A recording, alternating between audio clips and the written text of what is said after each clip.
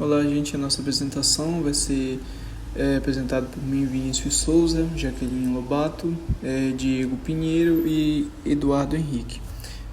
Nosso tema é Preposital Object e eu vou dar agora uma breve introdução de como ele funciona e qual das suas preposições mais usadas no inglês.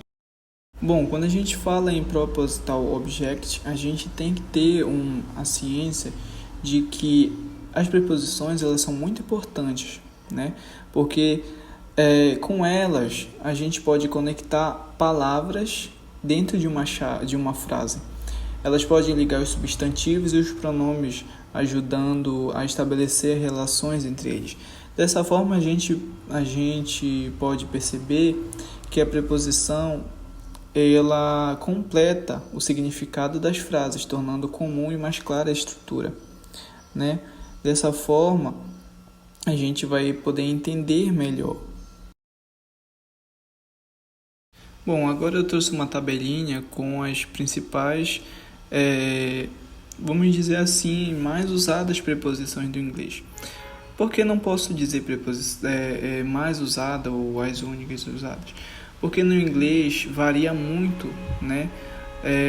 Porque as preposições elas são usadas frequentemente, elas aparecem em diferentes contextos e combinam com verbos para formar expressões comuns. Né? Aqui na nossa tabela a gente tem as preposições in, on, on, at, to e for. O significado dela, como a primeira aqui que a gente pode ver, a gente pode ver em, salvo me engano, se pronúncia é assim. O significado dela vem de dentro de, em, no, na.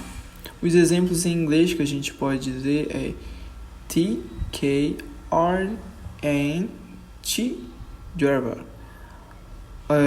Tradução, né? As chaves estão dentro do carro.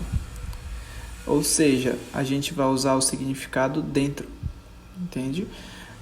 Da mesma forma, a gente vai usar as outras, como vamos supor aqui o for, que o significado dela é para, durante e por, indica a preposição durante o benefício. Aqui no nosso exemplo em inglês, this girl is for you. Traduzindo significa este presente é para você. Posso repetir novamente aqui, pois não acredito, não aceito que seja tão ruim assim minha pronúncia. This gift is for you. Ou seja, esse presente é para você. Dessa mesma forma, a gente pode ir construindo outras frases, né? A gente já vai pegar um gancho aqui na próxima apresentação. Nesse lado aqui, a gente já vai ver a estrutura básica, né? Como eu disse logo no início, o verbo, preposição e o objeto. Né? Temos aqui um exemplo que é She is out for the bus. Ela está esperando pelo ônibus. Né? A gente vê o verbo is waiting, a preposição for e o objeto the bus, que é o ônibus, né? Dessa forma a gente vai entendendo melhor, a gente pode ver que nesses exemplos mostram como a preposição são essenciais para a construção correta das frases, né, em inglês, ajudando a expressar as relações de tempo, lugar e direção. Como vemos, esse é o tempo. Tá, agora eu vou falar um pouco sobre o exemplo prático, que sobre a frase eles insistiram em nos ajudar, que funciona basicamente assim. A nossa proposição que nós identificamos foi, no caso, uma, que indica a relação entre o verbo insistente e o objeto proposicional, que é help us. E o complemento da proposição é formado por um verbo gerúndio, que no caso é o help. Seguido por um objeto direto, que é us. A frase expressa a insistência em realizar uma ação. No caso, ajudar, que foi dito mais cedo. Um exemplo típico como verbos podem ser seguidos de preposição específicas em inglês, para formar um significado claro e naturais. O uso de on com stag é a essência para criar a ligação da semântica correta. O objeto proposicional, no caso have, adiciona detalhes à ação. Oi, sou a Jaqueline Lobato e vim dar continuidade aqui nos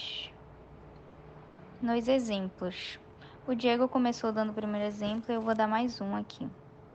Então, aqui nesse segundo exemplo, no slide, a gente pode ver a frase She apologized for making a mistake, que significa, na tradução dele, em português, ela pediu desculpas por cometer um erro. Então, nessa estrutura, a gente identifica nesse exemplo que essa frase ela segue um padrão básico, que é verbo mais preposição mais objeto. Analisando aqui a estrutura dela, a gente pode ver que o apologize, que significa pedir desculpas, vai ser o verbo, em que é a ação principal da frase. A preposição vai ser o for, em que ela conecta o verbo com o motivo ou a razão. Making a mistake, que significa cometer um erro, vai ser o objeto preposicional. Making é o gerúndio do verbo make. Ele descreve a ação. A mistake, ela é o substantivo que finaliza o complemento. Aqui a gente pode ver uma observação na prática, que se o uso da preposição for nesse contexto, ele expressa a ideia de motivo. Ou seja, ela pediu desculpas pelo motivo de ter cometido um erro. Então foi isso, acho que deu para entender. Para fazer a conclusão do nosso trabalho. Bem, como vocês puderam ver e ouvir, observaram que nosso trabalho foi justamente para explicar, né, como é que funciona, né, a Propositional Object, como é que as suas estruturas, né, como é que ele é utilizado. Bem, como explicado, aqui no caso, né, só para fazer uma conclusão rápida em um exemplo, a gente tem aqui uma tabelinha, que é muito prático para a gente poder explicar seu significado, né? Por exemplo, aqui é a preposição, que nada mais é, né, gente, como explicado por nossos colegas assim, nada mais é do que uma forma de a gente utilizar ela para poder dar significado em uma frase ou em algum assunto que você está tendo com seu colega. Então aqui eu deixei uma pequena conclusão, né, a preposição é um objetivo essencial para dar significado a preposições em frases, como eu havia dito. Ele desempenha o papel de complementar, ajudando a estabelecer conexões claras entre ideias e expressar relações com o lugar, tempo. Ou seja, o proposição objeto também vai ser muito útil para expressar, né, as emoções. Não só isso também, mas como utilização dele para um lugar, um canto, mas também no tempo, ou seja, do período que você está conversando com uma pessoa. Durante aquele dia, durante ontem, amanhã, você pode utilizar também a proposição objeto para dar sentido, né, a frase que você está dizendo. Direção ou motivo.